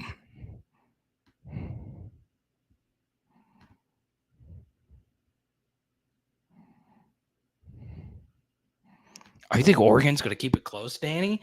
I think everybody's predicting Georgia to just blow them out. I'm like, wait, didn't Oregon hire the defensive coordinator for their defense? It just seems like Oregon's going to keep it close. The issue, Danny, is Oregon, getting blown out twice by Utah the way that they did. They're a powerful team. So it's crazy.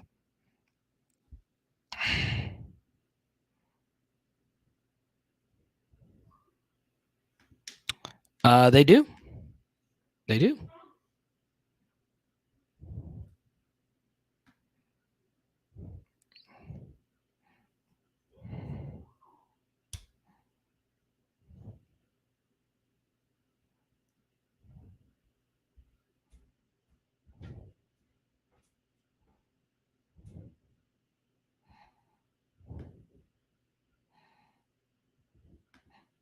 In your opinion, the fish guts. Please keep coming back to the channel even after this. I love learning what a grouper mutilated looks like. In your opinion, offensively, what will FSU need to focus on to come out on top? Run, pass, or a good balance of both? I think honestly the game plan is going to be very similar. I think Matt House is going to run a lot of cover 3. Wow. I don't know. She's not herself tonight. She's not herself tonight. Maybe she needs an appearance. Come here.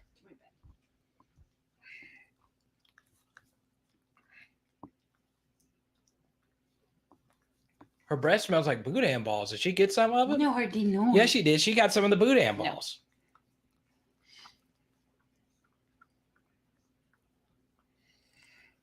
Why everybody was acting up? I don't know. What is this? It's drama. We're the Real Housewives of PHL in here. Jacob Creek. Who won the contest? Actually, no, we do have to announce our contest winner.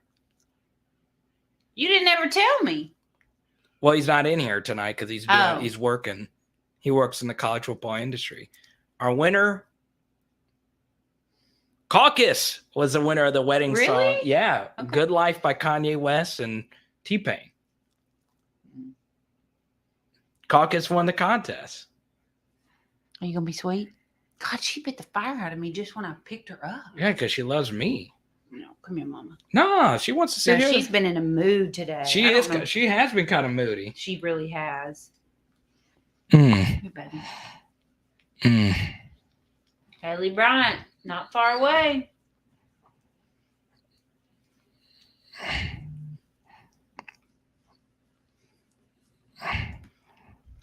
I don't know, Tony. Just in case y'all don't know, Tony and I are cousins. You know that? Shut up. Shut up. Why do you think I gave him a nickname, the Master Blaster? Are you for real? Yes, he's. No, you're lying. No, I'm not kidding. He's Cliff's second cousin. Tony, are you for real? Cuzzo. Nuh-uh. He's my cousin. Tony, change your avatar to a front-facing photo, and you'll see it. You'll see the resemblance. Tony always changes his avatar. Tony, change your avatar to a front-facing photo so people can see your resemblance to me. Thank you. What did he say, Haley? What? Kinfolk? So, Tony, change your photo to a front-facing photo. How's he Cliff's cousin? How's that? Cliff explained it to me.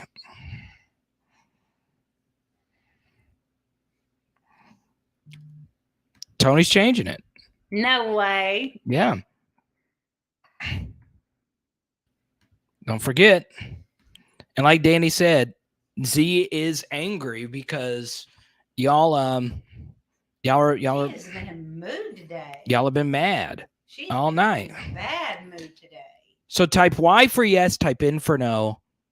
Are you coming to the free? It's totally free meetup this Sunday, 3 p.m. You get to meet me. What happened to her today, I don't know. She's been moody all day. You need a pop up? She don't need to pop up. Jail? She's fine. Put her in her kennel. She doesn't go to a kennel. She sleeps in the bed. Y'all know she's never this calm. Y'all know this. Jared will be there. I won't be. Sorry, guys. Z felt the energy of the group chat, and she was like, "No, go." I She, don't know what Carter. I'm really getting worried about. you should be. Might have another big vet bill coming up. It's all good, Creek. Doug, no one cares about the rest of the crew.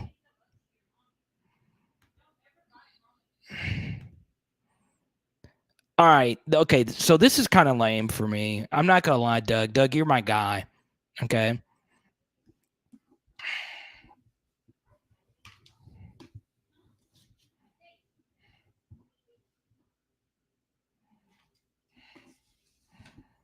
Doug, you're really going to be there and not come meet me? I put together this whole event with a PHLer.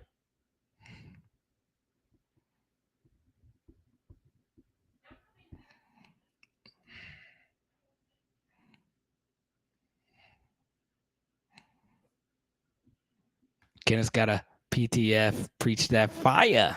Huh? I think Pierce is going to come to the PHL meetup this Sunday.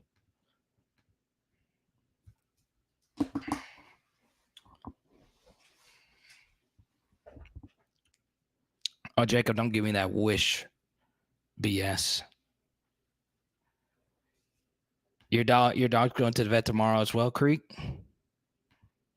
Don't worry, Creek.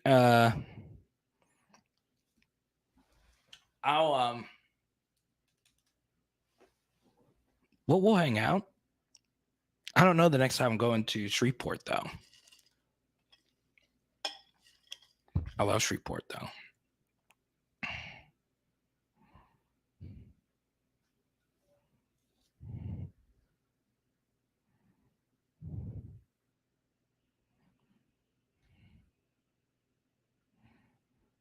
Music say y'all are Charmin soft. Make a toast to LSU for me. Here's a toast to dear beloved patron Tony. There you go, man.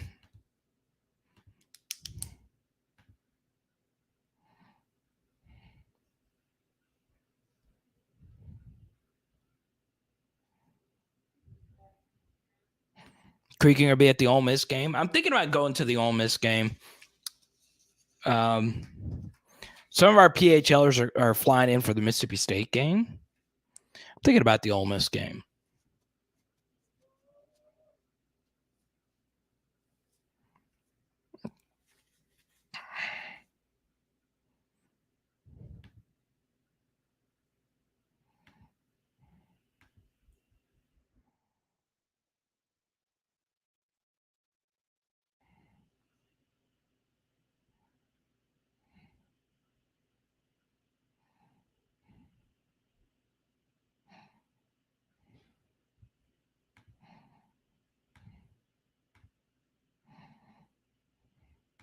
You're going to Ole Miss as well, Carl?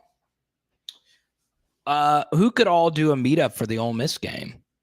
Type Y for yes, type N for no. Who could do that? Seems like a lot of our PHL, and not only that, as you guys can see, I always show love to our PHL T-shirt club members. Carl is a member of the PHL T-shirt club. Kenneth, I will not be at the Southern game. I really want to go, so I might try and make that happen. I am glad my aunt, who is a Jaguar graduate, is going to get to go. But yeah, we'll see.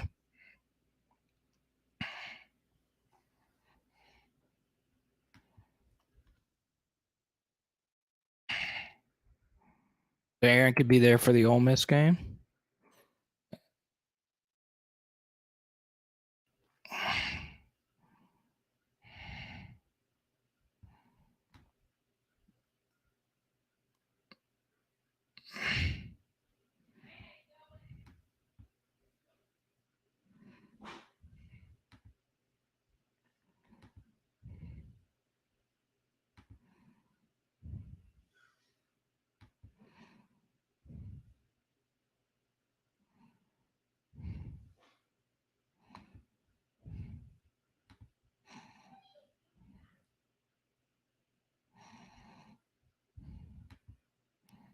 Dang, Brandon, you are just firing hot takes.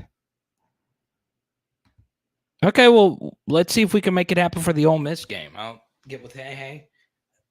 She obviously, tells you what to do. Kidding, but kind of not kidding.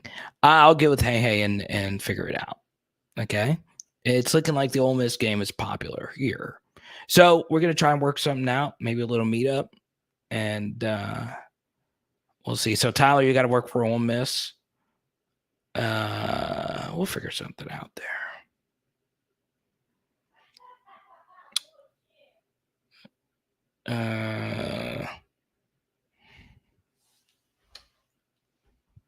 Look real quick.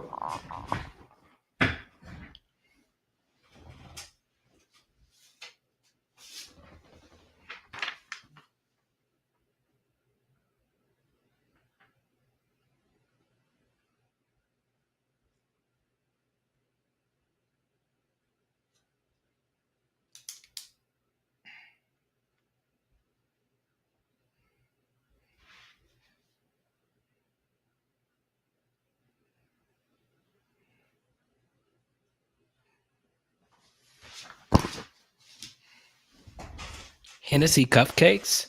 Oh,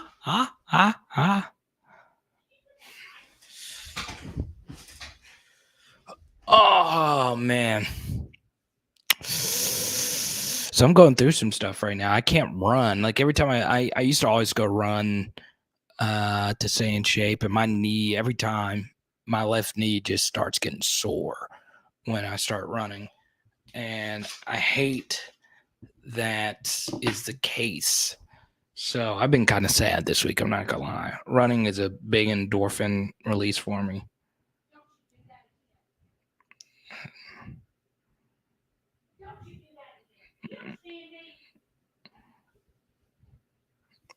He's going crazy. Knowles. Tigers. Let's see. Yeah, I can make the Ole Miss game.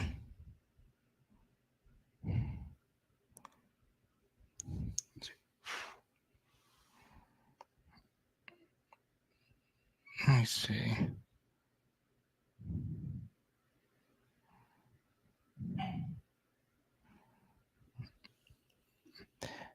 Z's just biting people tonight. I don't know what her deal is.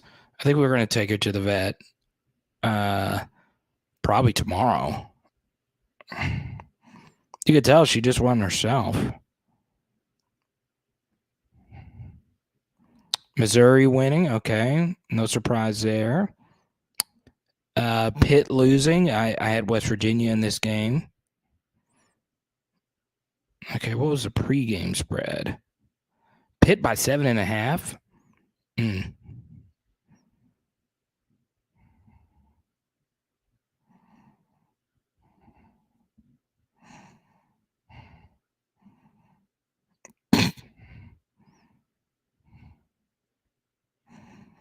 I hadn't watched anything, obviously. Just Tennessee put up 59. Are you kidding me? But it was Ball State. I'm just saying. I know it was Ball State. I haven't seen the highlights. They're good this year. They are freaking good this year. Okay. And they are winning the East. Okay. As an LSU fan, sometimes with this cross-division rival stuff, you get a little unlucky and catch a team on their best year. It's their best team they've had in a while. And you're going to get Pitt at Pittsburgh in what could be after a really demoralizing loss here. Now they'll have time, but so will Tennessee. It's crazy.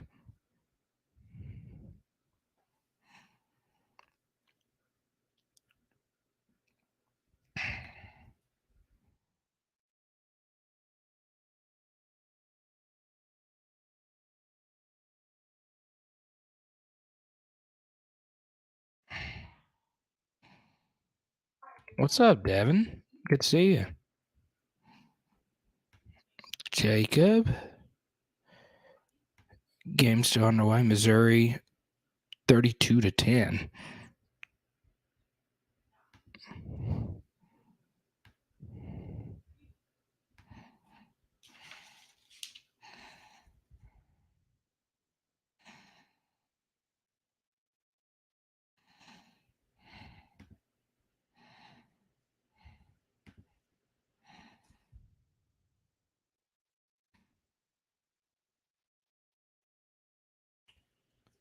Yeah, so I'm going to be in Baton Rouge on Saturday. We will do a live stream from Auntie's house, more than likely on Saturday night. And I still got to get that cleared with Auntie, but you guys saw what happened during the last Auntie stream. It got crazy.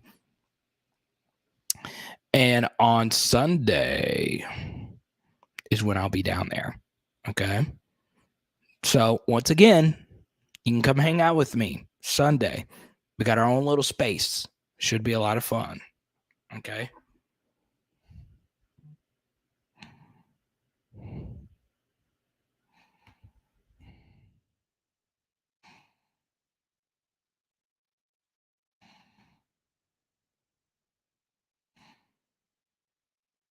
I want me to block Brandon. A minute ago, he said it'd be 52-3. Now he's giving us 52-14.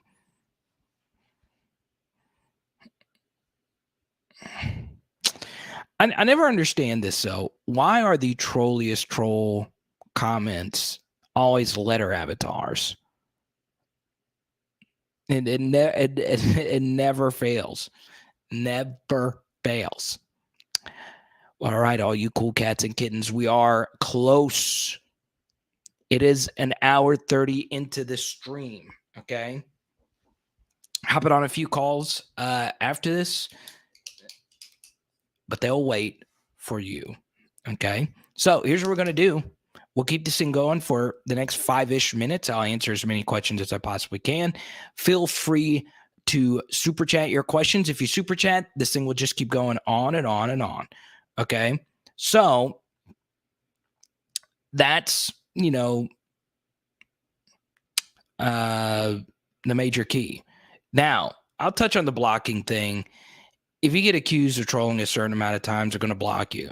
Now, recently, I've not blocked anyone outside of a fan who said something during our last live stream that honestly, there was just no tolerance for it. So, I'm always honest with you. You guys know I'm very lenient with fans of other teams, fans just in general. You guys know how it is, right? So, that's just how I roll. I'm very easygoing in that way. At least I think I am, right? So we'll see. Creek, thank you for your super chat. We'll keep this thing moving. There you go.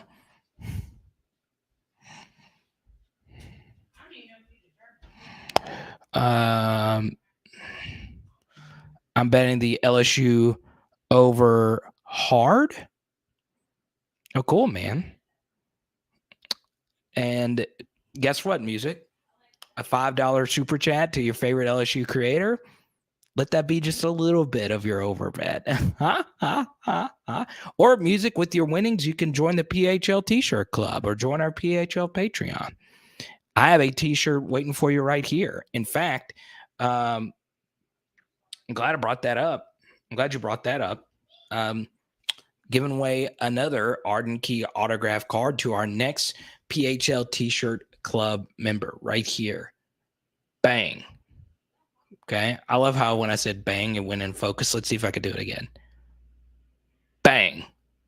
Ah, look at that. 2 for 2. Magical 3 for 3. Bang. Look at that.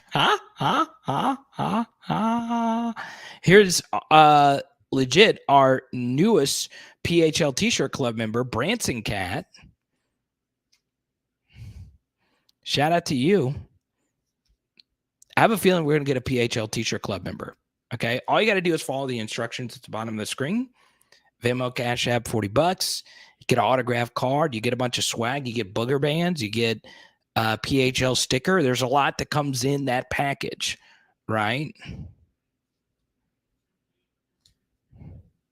Okay.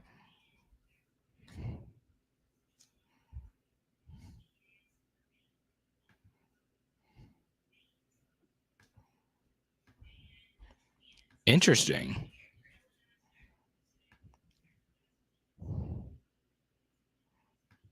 Well, Skipper will work it out for you. What? All right, let me make sure I write that down.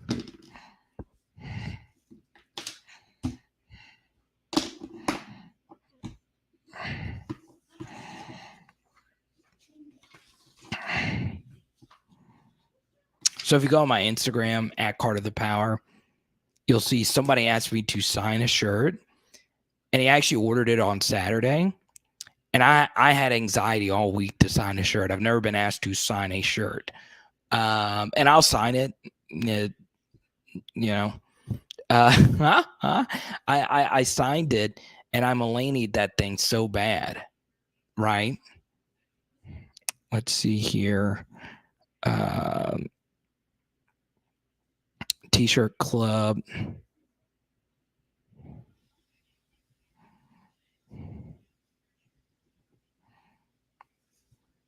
Oh, look at Doug. Doug's jumping in early in the contest. I guess LA Mom didn't want to do it. I was going to save it right before we signed off, just to switch it up a little bit. Prezi Collection and PreziCollection.com. There you go. So Skipper is the Arden Key autograph card winner. Skipper, I think I've already sent you an Arden Key card, so I'll send you. Here's what I'm going to do for Skipper. Let me pull it out. I won't send Skipper the Arden Key card. The Arden Key card is still up for grabs. Aaron went to bed. All right, Aaron, I'll text you this weekend, man. Tevin, good to see you. There you go. There he is. So Luke, I did not sign. I'm not gonna lie. So when I had the card, or when I had the shirt, I didn't know what I was doing. I've never signed a shirt, right? So yeah. What's up, Mike? No, we're not done yet. We ain't done yet, the famous Marcus Peters said.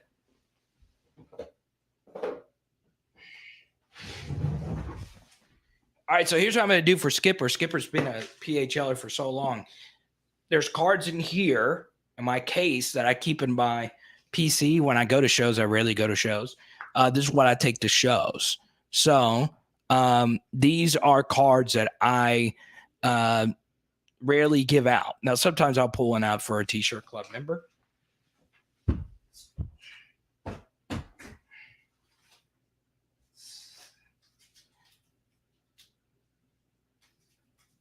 Let's see.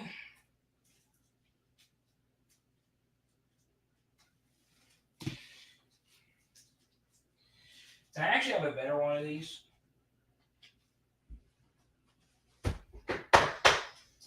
So this card right here, I feel like he deserves it. Skipper is one of our main PHLers. He is getting an autographed Burt Jones card right there. So that one's going to you, Skipper. One of my favorite cards. I actually have a better Burt Jones over here in my main LSU PC. So Skipper, I'm actually going to send you that one. So there you go. Skipper, I don't like giving my Burt Jones autos out.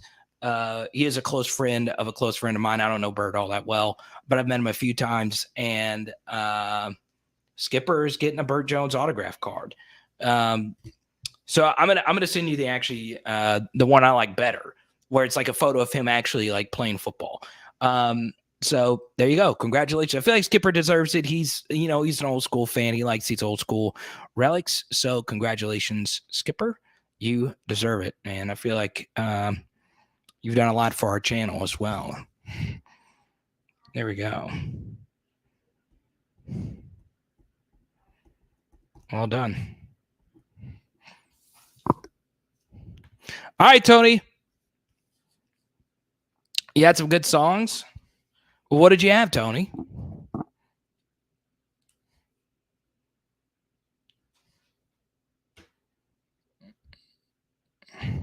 I had a lot of you email me songs. I'd actually kind of forgotten about the song contest but then Haley jumped in and I was like, okay, yeah, we'll talk about it.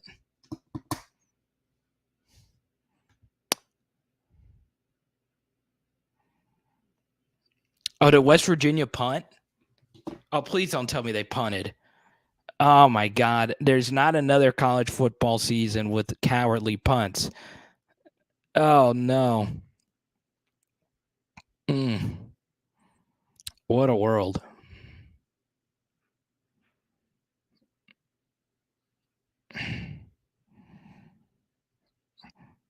When I said Charles Alexander was coming on our channel, Skipper went nuts.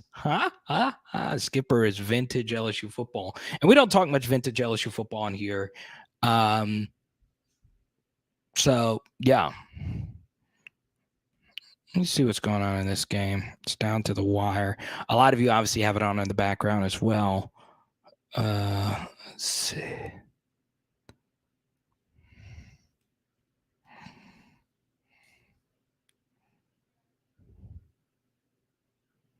Oh, wait, they punted?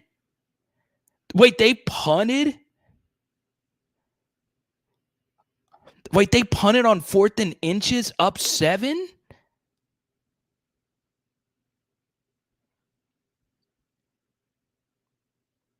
What a world.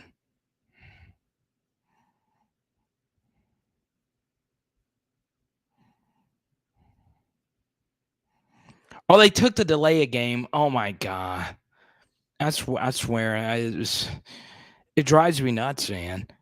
Coaches playing like cowards. And Brian Kelly said he's not going to be a coward. He's going to go for it. He said he's got an analytics guy. It's only a good thing. It says I'm not authorized to watch this, which is crazy to think about.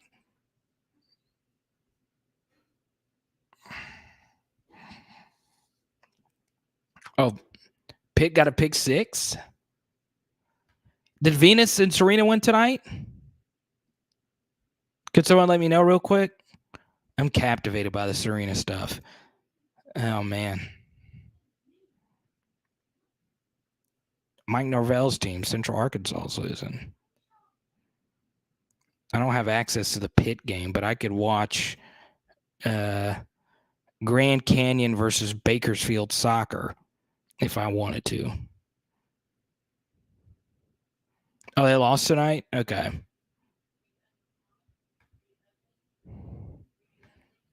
Dang, I wonder if Carl likes tennis. I don't. Does anyone know if Carl likes tennis? Huh? I love it. One thing I like about so Pitt had a pick 6. Let's see if I can get it pulled up on my laptop.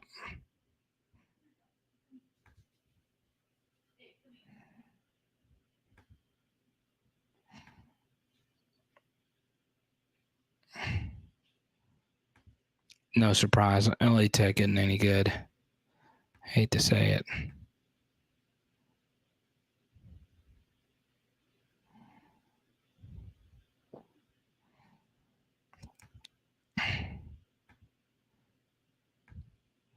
I guess ESPN doesn't want to let me watch it.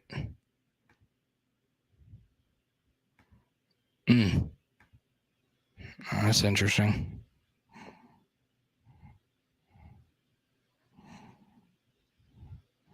Love the backyard brawl, though. So, tell me this. Why is the backyard brawl relevant for LSU fans? I don't know, Brett. Is he a friend of Jacob? I don't know. I thought that'd be cool. 2 fullbacks, and they played around the same time. He was just before Hester. I don't know Jacob too well.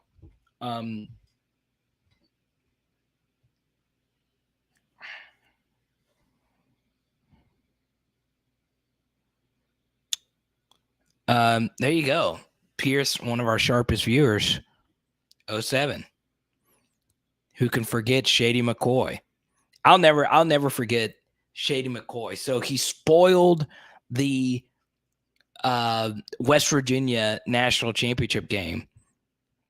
But what Shady McCoy should be remembered for, not only winning LSU a national championship, that should be what he should be most remembered for. He should be most remembered for spoiling Avengers, right? Okay. That's what he should be known for. I will never forget that. Never, ever forget that. He spoiled the end of Avengers, and everybody that had like blockers up, so like on Twitter, you can block like certain words. Like you can block like if a tweet has Avengers in it, or if a tweet has like Iron Man or something like that in it. But he tweeted out the ending of Avengers and he misspelled one of the characters' names. So it went through everybody's blockers. So everybody that had those words blocked, it was a perfect spoil job. And he doubled down. He doubled the freak down. He said, y'all should have seen him, or it was something like that. It was so brilliant. It was the worst spoil job. And I hate spoilers. I have blocked so many people on social media that give movie and TV show spoilers. I don't get it. I just don't. I guess if you are a big TV fan and you like to live tweet it or whatever, I don't know. I have so many people just blocked, even for shows that I know that like I'll never watch. It's crazy. It's absolutely crazy. Well, all right, all you cool cats and kittens, some good news, okay? Tomorrow night, I'm looking at you. Actually, tomorrow at noon, I will be releasing another video on Power Hour SEC, okay? So I will be releasing another video on Power Hour SEC. Okay. There you go. Just heard me say that twice. If you haven't subscribed just yet, we are at 127 subscribers.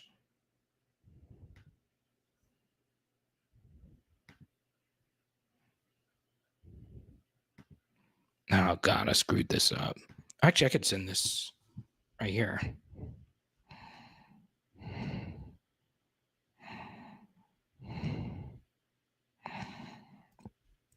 So tomorrow we'll release a new video on Power Hour SEC.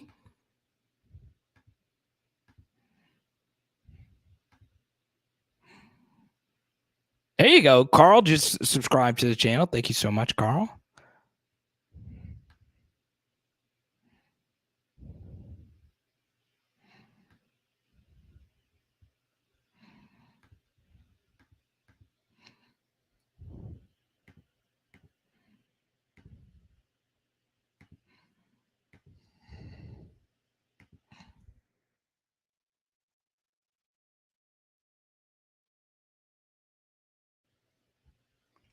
I talked to T-Bob earlier today. It was our first time chatting in a while.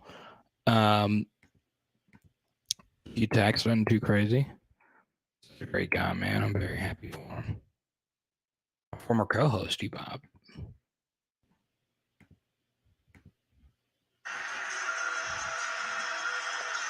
Uh-oh. You all watching this? Oh, they took JT Daniels out, or is that him right there? 3rd and 4. Got it. Oh, and a targeting. Oh, man. Oh, There you go. Thank you so much, Carl. Let's see how many new subs we got. 2. The backyard brawl, man. There is nothing like this. Oh, is that targeting?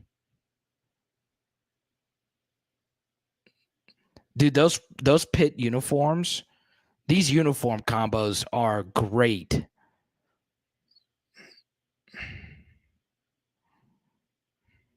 That's a great catch. Good God. You guys know my policy. If you wear a single digit number, you better make plays. You guys know that's my policy. Okay. 0 wears a single digit.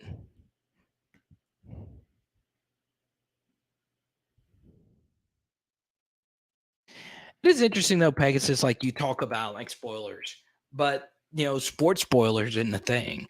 It's just amazing that for some reason sports is something that is just you have to watch it live, right? I've always wondered that. Like, why is it that sports have to be watched live and movies just like aren't universally spoiled? Or if we ever become a society where sports aren't spoiled and you are supposed to not share the result. I don't know. It's very interesting. Is that targeting? Let me see. I mean, I don't know.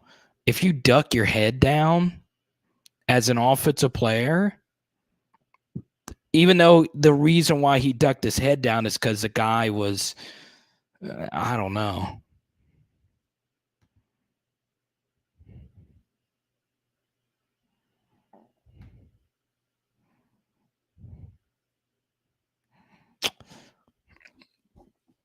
Could there be a world, though, where it's a penalty, but you don't kick the guy out, right?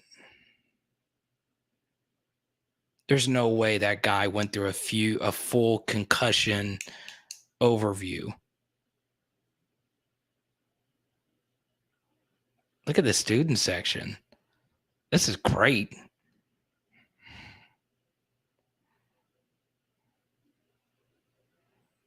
It's pretty good for a city like Pitt that has an NFL team as well. Oh, bad protection. Back shoulder, PI. Yes, easy. Good play by JT. Do y'all want me to finish out the game? I'll finish out the game. So watch, the right tackle just got beat to the inside. So this is something that I think about a lot with like pocket quarterbacks. For me, when I played, I loved playing pocket quarterbacks. Number one, I was slow. But as a defensive lineman, you can go either gap, right? And you don't have to worry about contain being broken as much.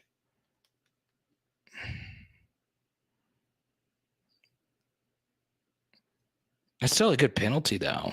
I'll take 15 yards. Unless they just called holding. I don't know. It looked like it was 15 yards.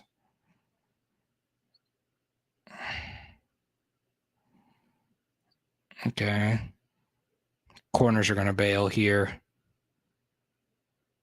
Ooh, false start.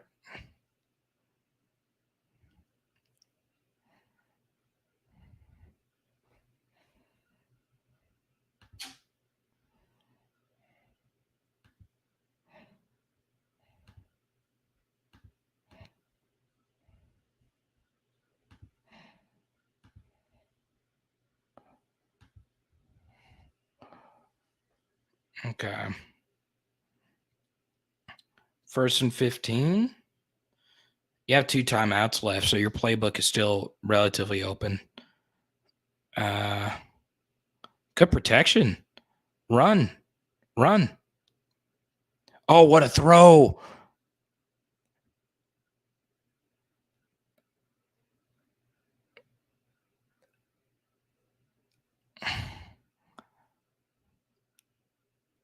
These jerseys are so freaking incredible. Okay. So you're going to get the same look defensively. Oh, they blitzed. Oh, man. You got to call timeout. You got to call it. You got to call it right here. You got to call it. You got to burn one here. After a sack, it takes so much longer to get everything going. Oh, that was sexy. So when you're going hurry up like that, it's really hard to call an exotic call out of that. It's hard for a defense to get a call in that quickly. That is a disaster to not call a timeout right there. Oh, man. You got to get rid of it. Now blow it. Now you've got to call one of them. You've got to call one of them. Okay.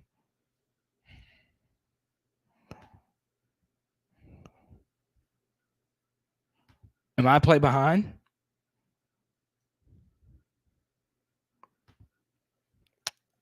I can't get over. Oh, they might be able to save a timeout here because the injury. Yeah, they'll save a timeout. Wow.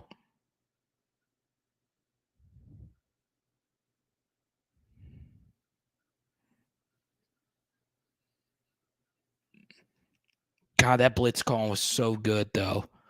I mean, that is so good. Because, when you're running hurry up, it's hard because you're getting to the line of scrimmage offensively to run the next play. It's nuts.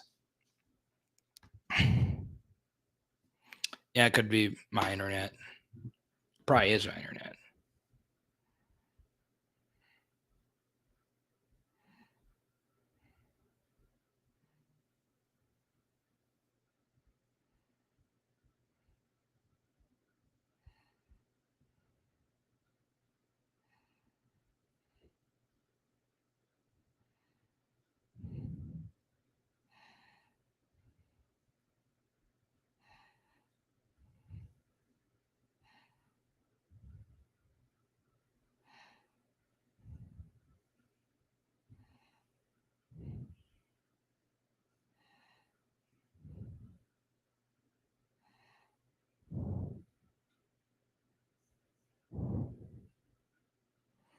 Oh, man.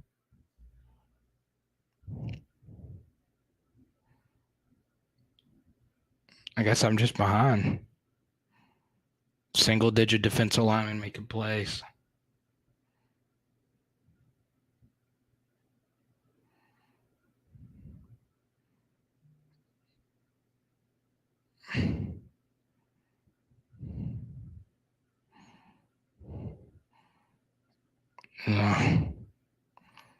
A twist stunt, man. It'll get the best of you.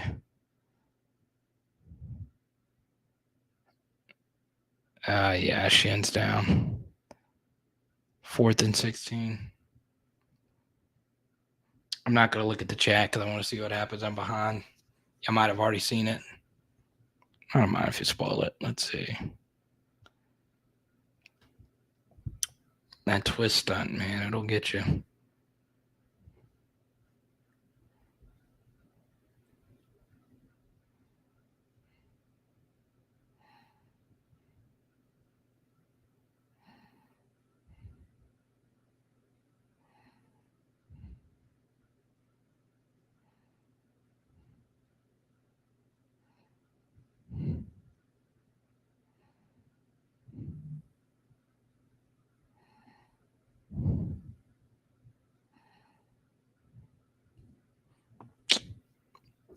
All right. So I'm not looking at the chat. Let me see.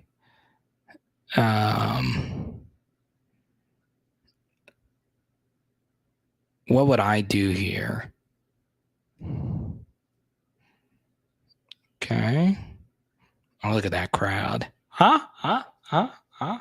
So safeties are going to be back. They're going to play some kind of cover 4. No way the corners are going to play press on this, right? No.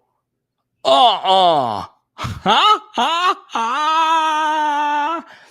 Are you kidding me? They're gonna have to review that. There's always one of these games to start the year that is just pure bananas. They've got to review that. I mean, that's the game. That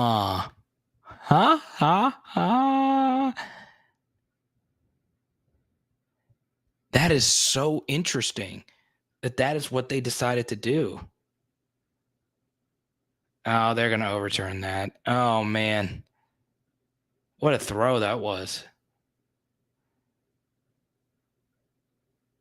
Oh,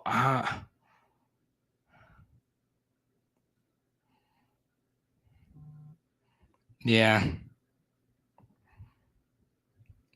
That's not a catch.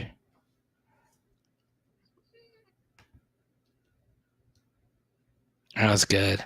That was really good. I'm always interested on how these defensive coordinators. It's a really tough catch to make. Give it to him.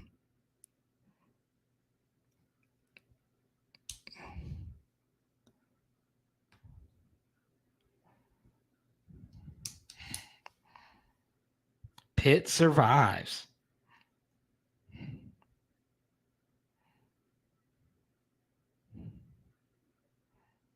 It's such a weird game. You could tell it was a game with pick sixes. If it's a 38-31 game and both teams are right at 400 yards, I would guess there'd be like some return touchdowns.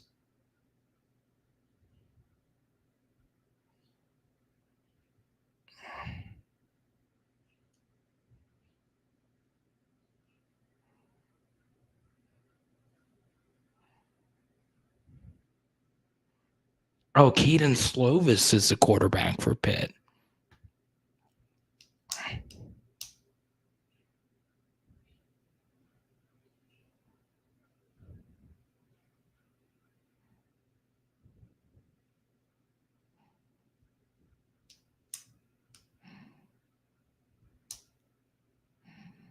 That's crazy. The backyard brawl, baby. You gotta love it. Gotta love it. Well, I hope you guys enjoyed this video today. I will be chatting in the Discord. I really appreciate each and every one of you guys for making PHL special. Very special thank you to James Coleman. SOUSA Stout. So yeah, what channel's the Penn State game? Let me see. If y'all want me to keep watching, I'll let's see. Oh no, there's too much time. I don't think I could do that. I thought it was like the end of the game or whatever. But guys, thank you so much. I really appreciate all of you. So yeah. Peace, love, and happiness. Let's go Tigers. I might get a video out tomorrow and doing a game preview tomorrow. On Friday, of course. And yeah, I hope to see you guys join the Patreon. You can hang out with me, Chris, Skipper, J Red.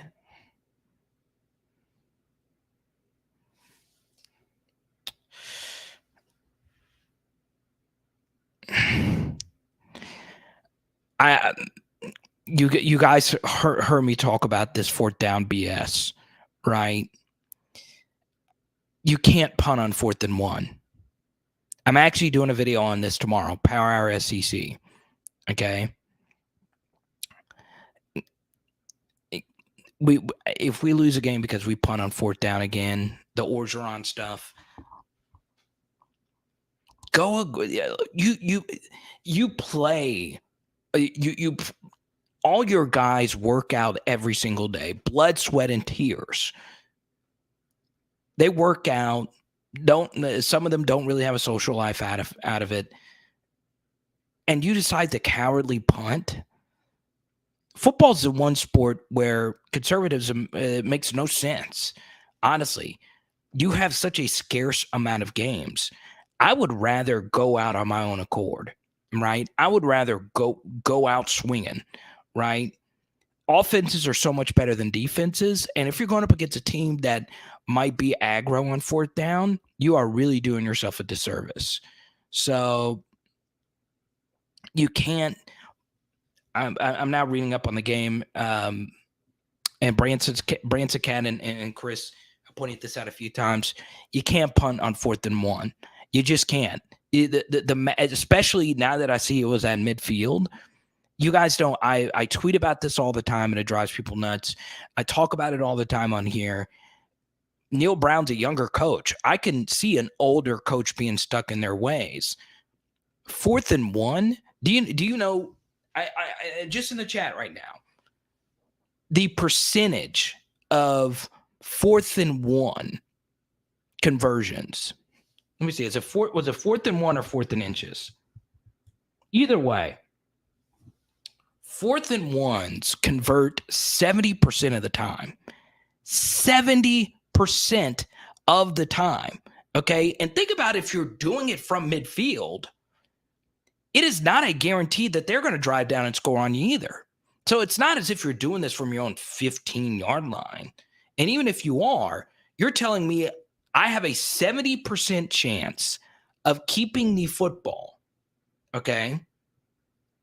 If I keep the football, the likelihood of them scoring exponentially decreases, right? It goes back to Ed Orgeron's decision to punt on 4th and inches versus Alabama in 2019. That allowed them to get back into the game.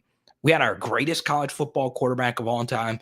We had our running back playing out of our mind. Jamar Chase was playing out of his mind. He had a 4th down conversion in the first half. What are we doing punting on 4th and inches with offense in an offensive game, by the way? Never makes any sense.